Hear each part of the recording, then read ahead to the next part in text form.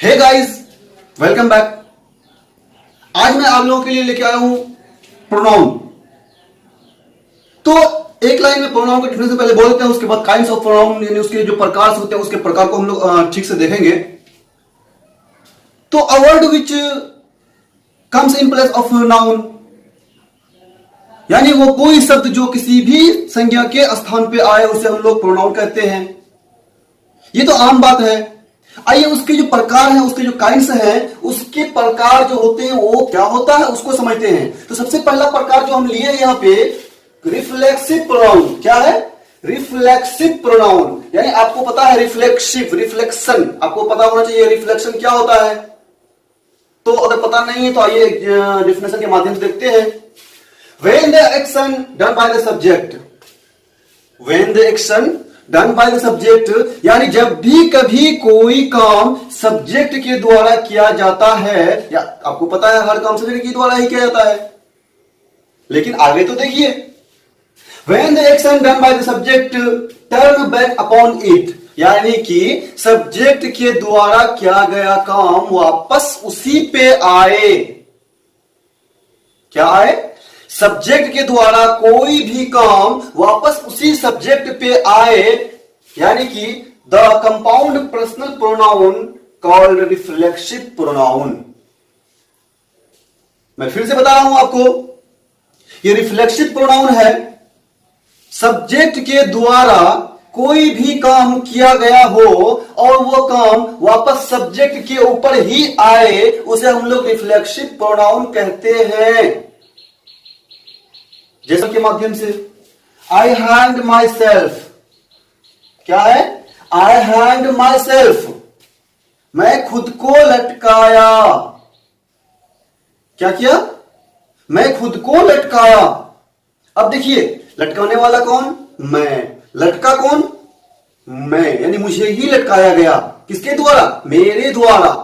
यानी कि वो कोई काम जो सब्जेक्ट के द्वारा ही किया जाए और सब्जेक्ट के लिए ही किया जाए उसे हम लोग रिफ्लेक्सिव प्रोनाउन कहते हैं। दूसरा एग्जांपल, ही बीट्स हिमसेल्फ, वो खुद को मारता है। वो खुद को मारता है, ही बीट्स हिमसेल्फ, यानी मारने वाला कौन? वो। मार खाने वाला कौन? वो भी वो। यहां पर में आई हैंड माई सेल्फ, यानी कि लटकाने वाला कौन? मैं। लटकने वाला कौन? वो भी मैं। तो गाइस, मुझे उम्मीद है ये आपको समझ में आ गया होगा। अगर समझ में ना आए तो आप बोल सकते हैं। दूसरा क्या है? Emphatic pronoun. क्या है? Emphatic pronoun. गाइस, आपको पता होना चाहिए मैं रिफ्लेक्सिव प्रोनाउन के बाद इम्फेटिक प्रोनाउन क्यों लिया, कि ये दोनों का जो कनेक्शन है ना थोड़ा मिलता जुलता है। थोड़ा कंफ्यूज भी होते हैं लोग इसमें।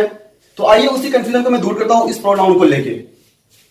कह रहे हैं when a compound personal pronoun is used to lay emphasis, it is called emphatic pronoun। यानी जब कभी किसी भी सेंटेंस में सब्जेक्ट के द्वारा किया गया काम सब्जेक्ट के ऊपर असर डाले, लेकिन कैसा असर डाले? सब्जेक्ट के लिए काम ना हो लेकिन असर डाले। आपको पता होना चाहिए, जब रिफ्लेक्सिव प्रोनाउन में बताया था कि सब्जेक्ट के द्वारा किया गया काम वापस उसी पे असर डाले, लेकिन यहां पे वापस उस पे असर डाले लेकिन काम उसके लिए ना हो। मैं एग्जांपल के माध्यम से आपको बता रहा हूं।